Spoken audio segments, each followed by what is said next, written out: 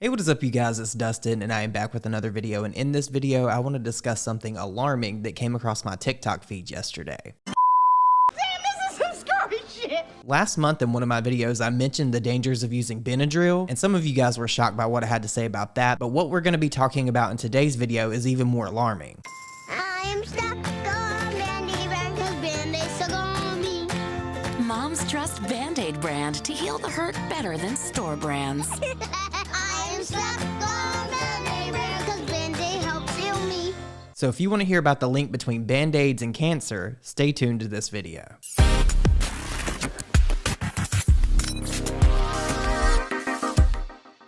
So I was scrolling TikTok yesterday and this TikTok came up and it was talking about Band-Aids and how they may have a link between Band-Aids and cancer. And of course, I fell down this rabbit hole and I started researching, and I ended up finding this article that I'm going to read for you guys today because it's going to be able to explain a lot better than I can. But one of the scariest things about this is I feel like Band-Aids, everybody has to have Band-Aids. Look in any first aid kit, there is going to be Band-Aids in there, right? But the marketing behind Band-Aids is what's alarming to me now. Because when you think of Band-Aids, you think of boo-boos and you think of children's hospitals. I am stuck on Band-Aid brand 'cause Band-Aids stuck on me. And then you start thinking about how these Band-Aids are marketed toward children that are in hospitals for cancer.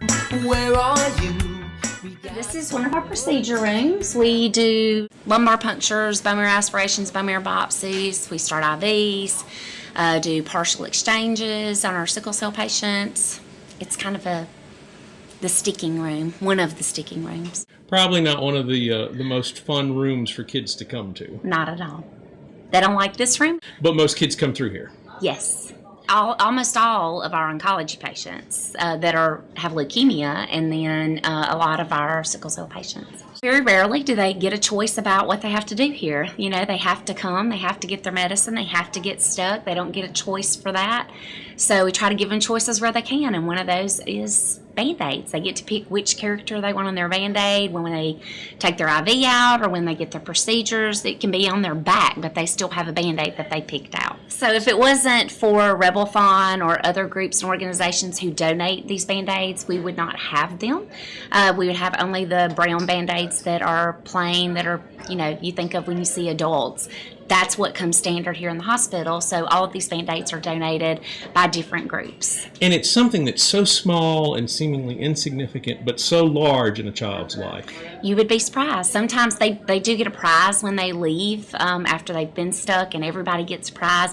You'd be surprised how many just want a box of Band-Aids. And when I made this connection, my mind was blown, so I had to come on here and talk about it. Now I want to read something from the Wikipedia page for Band-Aids really quickly. It says, in 1951, the first decorative Band-Aids were introduced. They continue to be a commercial success with themes such as Mickey Mouse, Donald Duck, Superman, Spider-Man, Rocket Power, Rugrats, Barbie, Dora the Explorer, Elmo, and Batman. So when I read this, I knew that I wasn't crazy, because you would think that there would be a little bit more thought and a little bit more safeguarding going on with products that we're applying to our bodies as well as our children's bodies. But then I also remembered that there was a whole lawsuit about baby powder and talc. Johnson & Johnson is offering to pay nearly $9 billion to settle allegations that its once popular talcum baby powder caused more than 60,000 cases of cancer. The company says it's not admitting any wrongdoing. It would be one of the largest product liability settlements in U.S. history. But before we get into this article, I do want to let you guys know that this isn't just about Johnson & Johnson. This particular problem affects many brands, so you may want to watch this video and see if any of the ones that you have in your house are listed. So let's get into this article. The tagline reads, "Cancer-causing forever chemicals found in Band-Aids where they can get directly into blood through open wounds," report warns. 65% of bandages contain fluorine, a necessary component of PFAS, or forever chemicals are in cookware, firefighting foam, and carpeting. PFAS stands for per- and polyfluoroalkyl substances, a chemical family that includes thousands of compounds that share a common bond between carbon and fluorine. It's this bond that makes them so strong, almost indestructible. PFAS don't break down. They cycle through the air, soil, and water, and even enter the food chain. They can be found in fish we eat, building up in the fish from low PFAS levels sometimes found in lakes or rivers. PFAS can also seep into groundwater used for drinking water. Some PFAS are known to be toxic and to cause health problems. Over time, some PFAS accumulate and stay in the body. Scientists have found trace levels nearly everywhere in the environment and low levels in people and animals around the globe. Bandages from some of the most well-reputed brands, including Band-Aid and Curad, contain dangerous levels of forever chemicals. Testing by a leading watchdog found the chemical fluorine in over 24 different bandages that can be found in millions of medicine cabinets across the country. PFAS chemicals are sometimes used to make adhesive, and investigators believe they are products of the normal manufacturing process. Fluorine, which is also used to make rocket fuel, can lead to burns and eye damage, but it's most dangerous when inhaled. Dr. Lennon Birnbaum, a toxicologist and former head of the National Toxicology Program, who co-led the lab testing, said the fact that risky chemicals can come in direct contact with open wounds was troubling. No shit. You don't say. PFAS chemicals can easily enter the bloodstream after a person drinks water or eats food laced with them. Once in the bloodstream, PFAS can lodge themselves within healthy tissue where it can begin to damage the immune system, the liver, the kidneys, and other organs. And then it has a picture here. It says 4 types of bandages from household staple Band-Aid contained over 180 parts per million organic fluorine, a crucial component of PFAS forever chemicals. And here's where it gets even more scary, because it's not just Band-Aids that they're finding these things in.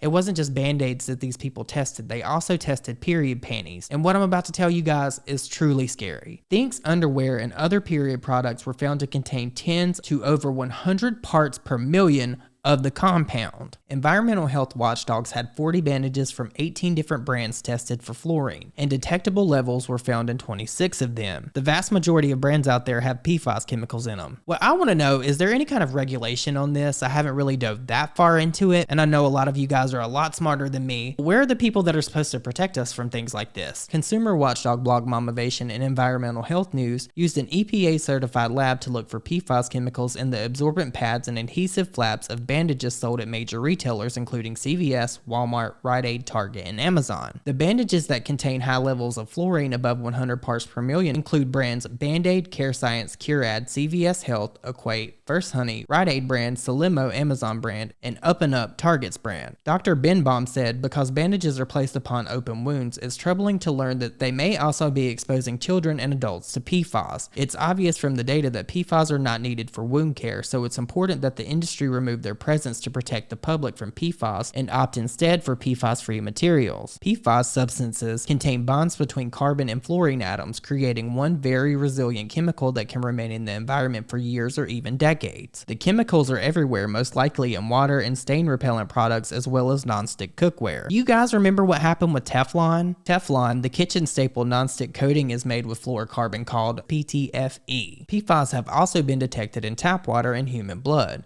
A report by the Centers for Disease Control and Prevention National Health and Nutrition Examination Survey found PFAS in the blood of 97% of Americans. So if you're watching this video, you probably have PFAS in your blood, and there's nothing you can do about it that we know of yet. State Attorney General Rob Bonta says these toxic chemicals, known as polyfluoroalkyl substances, or PFAS for short, have been used since the 1940s and are found in everything from cookware to clothing, cosmetics to stain-resistant rugs, and even in firefighting. PFAS are known as forever chemicals since they essentially never break down naturally, and they're often added to products to make them waterproof, stain-resistant, or non-stick. PFAS have been linked to a number of health problems, including increased risk for some types of cancer, liver damage, and neurodevelopmental problems. Bonta says that over the decades, these toxic chemicals have made their way into our waters, soil, and even our bodies. In fact, forever chemicals are in the bloodstream of 98% of Californians. This new lawsuit is seeking potentially hundreds of millions of dollars in penalties and cleanup costs from these chemical giants. These companies knew for decades that PFAS are toxic and harmful to human health and the environment. Yet, they continued to produce them in mass and for mass use. These companies, though, are denying these allegations. A spokesman for DuPont saying, quote, "We believe these complaints are without merit," while 3M claims that it acted responsibly in connection with products containing PFAS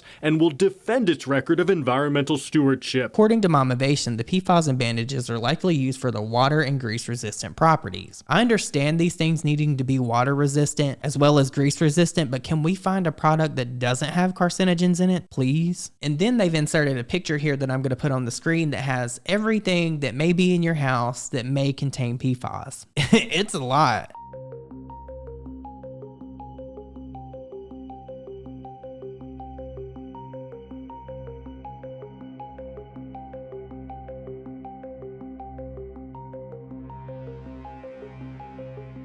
It says, PFAS is a common contaminant in many household items from cookware to hamburger wrappers. It can remain in the environment as well as human tissue for years, even decades before being cleared out. Separately, PFAS have also been found in popular menstruation products, including those typically used by teen girls. So it wasn't enough that they're in Band-Aids and they're in every other thing, but now it has to be in hygiene products geared toward tweens. Jessie and Choi, who worked in San Francisco's Department of the Environment, chose to lab test her preferred brand Thinks Period Briefs. The testing was conducted in 2020 by Dr. Graham Peasley, who discovered PFAS chemicals in fast food wrappers in 2017 at the University of Notre Dame. The organic products had high levels of PFAS. Thinks had 3,264 parts per million. They also had tens of hundred parts per million of copper on the inside crotch and zinc on both sides. The investigation garnered bad publicity for Thinks, which would later settle a class action lawsuit for around $5 million. Do we want to talk about the Thinks class action lawsuit? We probably should. If you've been using Thinks underwear, or you're just nosy, I'm nosy, it's fine. Here's what you need to know. First and foremost, Thinks is a brand best known for like their period absorbing underwear. The other thing about them is that they are not a stranger to controversy, okay? They have had reports of a toxic workplace culture, not to mention claims of sexual harassment against their former CEO. So Thinks always advertised their products as organic and sustainable and non-toxic. But after a bunch of individual research was done, a class action lawsuit was filed against them because the researchers found that their underwear actually contained PFAs, which are harmful chemicals linked to fertility issues, which really doesn't sound great. They're also linked to environmental pollution and certain cancers. A quick side note about these PFAs, they're considered forever chemicals and they're just basically like in everything. And yeah, the CDC does label them a public health concern. Yeah, they don't break down in the environment, they contaminate water sources, the EPA is working on some regulations. It's a whole thing. Okay, but back to the underwear. There have been at least 3 lawsuits that allege Thinks misrepresented its underwear as safe and sustainable. If you bought Thinks between November 12, 2016 and November 28, 2022, you can submit a claim. Don't freak out, submit a claim, do what you can. But you have to do it before April 12th, okay? They're agreeing to pay up to $5 million to settle this class action lawsuit. You can either get cash reimbursement or a single-use discount voucher. The kicker is that in a statement to us, The Cut, the company denied all of the allegations made in the lawsuit. They also said, the settlement is not an admission of guilt or wrongdoing of any kind by Thinks. The company refuted the findings and insisted to Dr. Peasley that their products did not contain PFAS. I don't really understand why there is a need for this to be in the products. If they know it's unsafe, why can't they just remove it? Why can't they just find an alternative? Dr. Peasley told The Hill that they called me back and said, well, this thing's getting out of hand. Can you just issue a statement saying they're safe to wear? And I was like, I'm sorry, did you not listen to a word I said yesterday? I wouldn't put my damn daughter in these things. So here's a classic case of someone as a doctor saying, hey, we need to bring attention to this. This needs to be removed. Could end up causing your customers to have cancer. And then this company is just coming back saying, can you just please issue a statement? Can you just say that they're safe? Like, please. Period underwear are far from the only menstrual products laden with PFAS. A separate series of lab analyses in 2020 and 2022 by Momovation and Environmental Health News looked at 46 different sanitary pads, panty liners, and incontinence pad for evidence of PFAS. Fluorine was detected in 22 of them, or 48%. Dr. Birnbaum said dermal exposure to PFAS from your menstrual products can be a big problem because skin is so vascular, we can anticipate the internal exposure could be a bit worse. Peter Myers, chief scientist at Environmental Health Sciences at Carnegie Mellon University, told Momovation, while it's not possible today to answer the questions of how much can be absorbed through the skin, we do know that any possible exposure should be avoided. PFAS should not be found in consumer items, period. And I totally agree. They have a list of products that they tested here. I'm just going to go through it really quickly and tell you guys the numbers, just so you can know if you may have some of these products that may contain fluorine in your cabinet right now. Bandaid Flexible Fabric Comfortable Protection Bandages, 188 parts per million. Bandaid R-Tone, 262 parts per million. Bandaid R-Tone Flexible Fabric BR55 Bandages, 250 parts per million. Bandaid R-Tone Flexible Fabric BR65 Bandages, 260 parts per million. Organic Fluorine on Absorbent Pads, and 374 parts per million on the sticky flabs. Care Science Antibacterial Flexible Fabric Adhesive Bandages, 328 parts per million. Curad Assorted Bandages Band-Aids 4-sided seal, 140 parts per million. CVS Health C60 flexible bandages, 201 parts per million. CVS Health C70 fabric bandages, 124 parts per million on the absorbent pad and 272 parts per million on the sticky flaps. CVS Health C80 flexible bandages, 128 parts per million. Equate Walmart flexible bandages, 165 parts per million on the sticky flaps and 118 parts per million on the absorbent pad. Equate Walmart skin tone antibacterial bandages, 197 parts per million organic fluorine on the absorbent pad and 251 parts per million on the sticky flaps. Equate Walmart skin tone antibacterial bandages, 112 parts per million. Equate Walmart skin tone antibacterial bandages in medium to light, 120 parts per million. First Honey Manuka bandages, 157 parts per million organic fluorine on the sticky flaps. First Honey Manuka bandages, 157 parts per million. Rite Aid First Advanced antibacterial fabric adhesive bandages, 101 parts per million on the absorbent pad and 181 parts per million in the sticky flaps. Salimo Amazon brand flexible fabric adhesive bandages, 104 parts per million. Up and Up Target brand, 256 parts per million on the absorbent pad and 253 parts per million on the sticky flaps. So as you guys can tell here, it's basically almost every single brand, and now we're all left knowing this. But I want to know what you guys think about this down below because I have a new fear unlocked now. If you made it this far in this video, leave me the first aid emoji down below. If you enjoyed this video, also don't forget to like it. I hope you guys all have an amazing weekend, and I will see you all in my next video. Bye guys.